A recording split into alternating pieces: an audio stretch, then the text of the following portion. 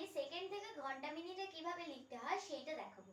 তো আজকে দেখো আমি লিখেছি 14,826 সেকেন্ডকে ঘন্টা ও মিনিটে লেখো।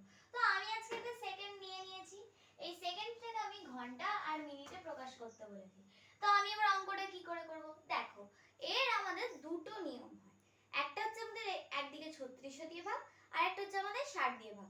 কিন্তু দেখো যদি তুমি 60 দিয়ে ভাগটা করো তাহলে তুমি একেবারে ঘন্টা পাবে, মানে মিনিট পাবে, সেকেন্ড থেকে মিনিট পাবে, মিনিট থেকে ঘন্টা পাবে। কিন্তু তুমি যদি এটাকে একেবারে 3600 দিয়ে ভাগ করতে যাও তাহলে তুমি একেবারে এক লাফে ঘন্টা যাবে, তারপরে যেটা বাঁচবে সেইটা থেকে আবার মিনিট বার করতে হবে। তো 3600 ঘরের নামটা তো আমরা জানি না, তো তাই জন্য আমরা কি করব 60 দিয়ে ভাগটা করব। তাহলে আমাদের সুবিধাও হবে, আর ভুল হওয়ার চান্সটাও কম থাকবে। তো যাতে ভুল হওয়ার চান্সটা কম থাকে তাই আমি 60 দিয়ে প্রথমে ভাগ করছি।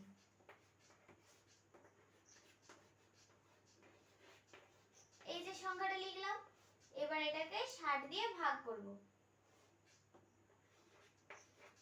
এটা কি হবে তাহলে 60 দুগুণে 120, এখানেতে বসলো 8, এখানেতে 2, তারপরে আমাদের আবার 2 নামবে, তাহলে কত হবে 4 6 24, মানে 240, এখানেতে 2, এখানেতে 4, এখানেতে 6, তাহলে 6 7 42, 420, তাহলে 6 পড়ে রইল। এইটা হয়ে যাবে আমাদের সেকেন্ড, এমনি সে বলে লিখে দিচ্ছি। আর এইটা হচ্ছে আমাদের মিনিট। এবার বলো তোমরাই একটা কথা আমাকে, আমরা কি কখনো 247 মিনিট বলি? বলি না তো। তো এবার এটাকে আমাদের কি করতে হবে, ঘন্টায় করতে হবে। তো আমি এখানটাতে দেখাচ্ছি, এখানটাতে আমি কি করব, আবার এটাকে 60 দিয়ে ভাগ করব 247 কে, যেটা মিনিট বেরিয়েছে।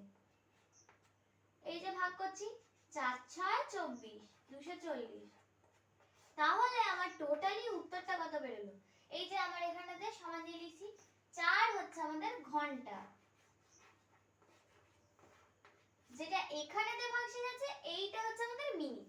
কত তাহলে হচ্ছে 7 মিনিট।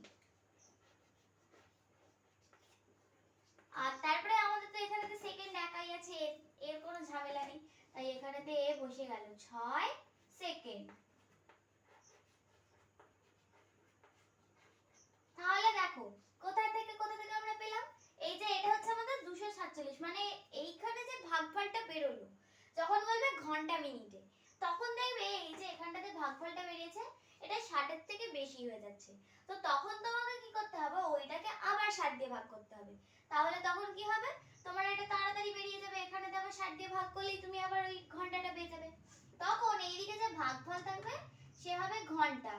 সবসময় মনে রাখবে, যেই একককে ভাগ করছো যেটা ভাগশেষ পড়ে থাকবে সেই এককটা ভাগশেষটা, মানে ওই ভাগশেষটাই হয়ে যাবে ওই এককে।